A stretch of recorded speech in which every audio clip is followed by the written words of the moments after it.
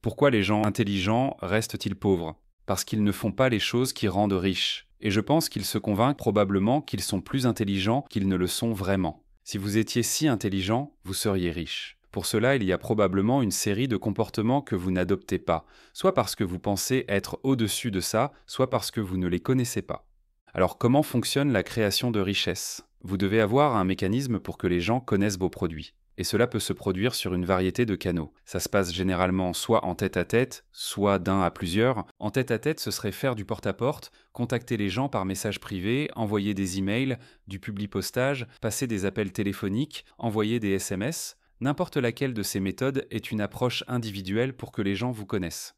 Vous pourriez faire du 1 à plusieurs auprès de gens qui savent déjà qui vous êtes, ce qui est aujourd'hui l'équivalent d'un panneau d'affichage, c'est-à-dire les réseaux sociaux. Vous faites des publications, vous créez du contenu. La troisième façon serait de lancer des publicités payantes. Donc sur ces mêmes plateformes, vous payez simplement pour obtenir de la visibilité plutôt que de la gagner grâce à un contenu de qualité. Et puis la quatrième porte serait d'utiliser ces trois méthodes pour ensuite atteindre quelqu'un qui a déjà le type de personne que vous voulez cibler et de structurer une sorte d'accord avec eux. Mais vous auriez toujours besoin de les contacter en tête-à-tête, de créer du contenu pour les attirer ou de lancer une publicité pour atteindre cette personne. Ce sont donc les choses fondamentales que quelqu'un doit faire pour promouvoir ce qu'il a. Parce que si on y pense du point de vue de ce qui doit se passer pour qu'une transaction ait lieu, eh bien, les gens doivent savoir que vous existez ou que votre produit existe. Personne ne peut acheter quelque chose sans savoir que ça existe. Nous devons donc commencer par la promotion. Le deuxième élément est qu'ils aient une sorte d'échange volontaire. Cela signifie que vous échangez des biens et des services contre de l'argent. Et donc, je pense que l'idée que l'argent est créé ne s'applique vraiment qu'au gouvernement, mais pour nous tous. L'un de mes exercices préférés est de regarder la pièce dans laquelle vous vous trouvez et de savoir que derrière chaque objet, il y a une entreprise. Comme les murs que vous avez, il y a la personne qui a fabriqué les matières premières, il y a la personne qui s'est procuré les matériaux, il y a la main-d'œuvre qui les a installés, il y a un architecte qui a conçu le tout, et puis vous pouvez regarder ce micro. Il y a cette mousse, puis il y a les mécanismes à l'intérieur qui sont une autre entreprise, il y a le distributeur à qui vous l'avez acheté. Quand les gens disent « Mec, je ne sais juste pas quelles opportunités existent », je leur réponds. Vous pouvez littéralement ouvrir les yeux et tout ce que vous voyez a une entreprise derrière. Donc du point de vue de la valeur, pour les gens qui débutent, je recommande à la plupart de commencer par les services, parce que cela ne nécessite aucun capital et vous avez besoin de temps.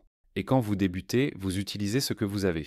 Si vous n'avez pas d'argent et que vous n'avez que du temps, alors vous échangez ce temps contre de l'argent. Vous pouvez aller faire quelque chose que les autres ne veulent pas faire mais qu'ils savent faire. Comme sortir les poubelles de quelqu'un, tondre la pelouse, laver des choses, nettoyer par exemple. Ce sont toutes des choses que les gens savent faire mais ne veulent pas faire. Le deuxième niveau, c'est de faire des choses que les gens ne veulent pas faire ou ne savent pas faire. Et évidemment, c'est le travail intellectuel. Le montant que vous pouvez être payé dépend de la valeur que représente ce manque de compétences pour l'autre personne. J'y pense comme ça. La personne doit savoir que vous existez, donc vous devez faire l'une de ces activités publicitaires que j'ai mentionnées. Et puis la chose que vous leur donnez, c'est que vous allez leur redonner une certaine quantité de temps. Soit le temps d'apprendre la compétence, soit le temps de réaliser la tâche. Et une fois cet échange fait, votre client vous dit merci, parce qu'il ne voulait pas faire le travail et vous vouliez l'argent. C'est ainsi que tout le monde gagne. Et la roue tourne. Si cela semble si simple, alors pourquoi la grande majorité de l'humanité ne sera pas capable de traduire cela en argent réel ? Je pense que beaucoup de gens passent beaucoup de temps sur tout ce qui ne génère pas de revenus, donc tout ce qui n'est pas ce que je viens de décrire. Si vous ne contactez pas les gens individuellement, si vous ne publiez pas de contenu, si vous ne lancez pas de publicité, ou si vous ne contactez pas quelqu'un qui a déjà une audience des personnes que vous voulez atteindre, si vous ne faites pas ça en ce moment même, alors rien d'autre de ce que vous faites n'a d'importance. Ça n'a pas d'importance. Vous devez avoir quelque chose à vendre et comme je l'ai dit, vous pouvez commencer avec votre temps. C'est très facile. Et ma recommandation est d'aller chercher de l'argent auprès d'un inconnu. Peu importe ce que vous vendez, obtenez juste 1 euro d'un inconnu pour vraiment suivre le processus. C'est ça, le savoir-faire. Une fois à cette étape, vous allez penser « Oh zut, comment est-ce que j'encaisse une carte de crédit maintenant ?» Maintenant, c'est une toute autre histoire. Vous aurez besoin d'un processeur de paiement. Et pour avoir un processeur de paiement, vous avez besoin d'un compte bancaire. Et pour avoir un compte bancaire, vous avez besoin d'une société. Vous voyez, on y vient. Maintenant, vous pouvez encaisser votre premier dollar. Une fois que vous avez encaissé le premier euro, le deuxième arrive très vite. Tout cela semble simple en théorie. Mais les gens ne font pas ce qu'il faut pour gagner de l'argent, parce qu'ils font tout ce qui ne rapporte pas d'argent. Vous pouvez avoir beaucoup de vent, mais si vos voiles ne sont pas orientées dans la bonne direction, vous irez dans une direction que vous ne voulez pas. Vous pourriez ne pas bouger du tout parce que vos voiles ne peuvent tout simplement pas le capter. Ou vous pourriez effectivement avancer vite dans la direction que vous voulez. Le problème de beaucoup de personnes est qu'ils font tout pour ne pas avoir à échouer la première fois. Mais une de mes scènes préférées dans Matrix, c'est quand Neo essaie de sauter entre les deux immeubles et qu'il tombe. Et tout le monde demande « Qu'est-ce que ça veut dire ?» Et il répond « Tout le monde tombe la première fois. » Donc même l'élu tombe la première fois. Évidemment, ce n'était pas l'élu alors. Peu importe, on peut en débattre. Mais j'aime juste ça, l'échec comme une hypothèse de base plutôt que quelque chose à éviter. Comme Elon Musk a réussi à faire décoller ses fusées parce qu'il a échoué 5 fois plus vite que les autres, il a donc eu 5 échecs de fusée avant d'en avoir une 6e qui a marché. Tout le monde regardait les 5 échecs, mais lui disait « Regardez tout le chemin que nous avons parcouru avec chacune ». Et je pense que l'une des difficultés avec la compétence, c'est que les maîtres ont plus de jalons en cours de route. Ils sont donc capables de marquer les progrès avec plus de nuances. Un débutant ne voit qu'un résultat binaire, ça a marché ou ça n'a pas marché. Mais pour moi, si je vais me lancer sur un nouveau canal publicitaire, par exemple, si je veux commencer à faire de la prospection à froid, en fait, j'ai une excellente histoire à ce sujet. Quand nous avons commencé la prospection à froid pour Gymlaunch, mon équipe de direction, après environ 3 ou 4 mois, a pratiquement fait une intervention avec moi. Ils m'ont dit « Tu consacres tout ton temps et ton attention à ça, nous pensons que c'est un nouvel objet brillant qui te distrait. » Utilisant mes propres mots contre moi, c'est la femme à la robe rouge. Et nous pensons que tu devrais arrêter et te concentrer sur ce qui fonctionne. Ce qui pour nous, à l'époque, étaient les publicités payantes et un peu de contenu. Le truc, c'est qu'ils étaient trop loin pour voir les progrès que nous faisions. Ils ont juste vu que nous n'avions pratiquement fait aucune vente, une seule vente en 3 mois. Mais je savais que notre premier problème était que nous ne savions pas où trouver les données. Où trouver ces listes. Puis nous avons finalement eu les listes et nous nous sommes dit « D'accord, mais personne ne décroche. Ah, nous devons enrichir les données. D'accord. Puis nous avons enrichi les données, mais personne ne décrochait toujours. Alors on s'est dit « Oh, on doit trouver comment faire pour que les gens décrochent. » On doit donc faire en sorte que nos appels proviennent de numéros locaux pour augmenter le taux de réponse. Les gens ont commencé à décrocher, mais ensuite personne ne voulait prendre de rendez-vous parce que notre script n'était pas bon. Alors nous avons corrigé l'accroche. Les gens nous écoutaient, mais n'aimaient pas nos offres. Nous avons corrigé l'offre. Les gens venaient au 2e appel, mais ne se présentaient pas. Alors on s'est dit, d'accord, nous devons créer une séquence de suivi. À ce stade, il me disait, « tu dois arrêter ». Mais c'était juste que nous avions 100 étapes à franchir et que nous en étions à 33%. Mais si vous êtes un débutant, vous ne savez pas que vous en êtes à 33%.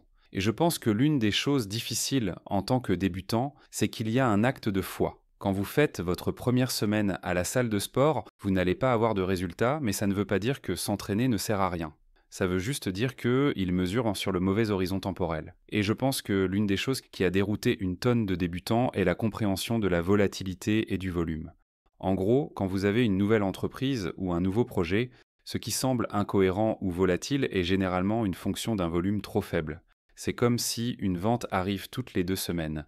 Mais si on regarde les activités qui génèrent cette vente, c'est comme si vous aviez fait 100 contacts sur 30 jours et que l'un d'eux se transformait en vente. Ça semble volatile, mais en réalité, c'est juste que vous avez un taux de 1% et que vous en faites beaucoup trop peu. Si nous en faisions 100 par jour, alors tout d'un coup, nous pourrions faire une vente par jour et ça semblerait très constant. La volatilité n'est donc qu'une fonction d'un volume insuffisant. Et donc je pense que cette idée fausse est la raison pour laquelle de nombreuses personnes qui débutent échouent rapidement ou choisissent de ne pas commencer, parce qu'elles mesurent leur boucle de feedback sur un horizon temporel trop court. Pour dépasser le million, il faut un processus d'acquisition client constant. Au début, il faut faire quelque chose, point. De 0 à 1, il faut faire quelque chose. Ensuite, il faut gagner son premier dollar. Et puis votre publicité est irrégulière parce que vous êtes irrégulier. Une fois que vous devenez régulier, vos ventes deviennent irrégulières parce que vous n'avez pas de processus. Il faut donc affiner le processus de vente. En gros, la publicité et les ventes doivent devenir un processus constant avec des indicateurs prédictifs. La volatilité n'est donc qu'une fonction d'un volume insuffisant. Et donc je pense que cette idée fausse est la raison pour laquelle de nombreuses personnes qui débutent échouent rapidement ou choisissent de ne pas commencer, parce qu'elles mesurent leur boucle de feedback sur un horizon temporel trop court. Mais ce que je constate, c'est que les entrepreneurs se mentent à eux-mêmes quand ils obtiennent le résultat. Ils se disent oui, c'est à peu près ce à quoi je m'attendais. Le problème, c'est que cela va briser leur capacité à faire des choses comme un exercice de pensée, et maintenant, ils doivent tout tester sans se rendre compte qu'ils ne savent pas prédire le résultat. Alors, ce que je leur dis de faire, c'est que je vais faire cette chose qui va me rapporter des clients. Que ce soit créer un contenu et le publier, qui je pense fera 1 million de vues. Alors, quand ça fait 75 000 vues, je me dis, waouh, il y a quelque chose que je n'ai pas compris. Et donc, quand il s'agit de contenu, je prédis même au niveau de l'idée et je dis, d'accord, c'est ce que je pense que ça va donner. Ensuite, nous l'exécutons et je dirai, en fait, maintenant que je vois l'exécution, je ne pense pas que ce soit aussi bon. Et donc maintenant, je pense que ça va être ça. Et puis vous le publiez. De cette façon, si vous pouvez vraiment comprendre pourquoi quelque chose fonctionne ou non, vous avez une meilleure chance.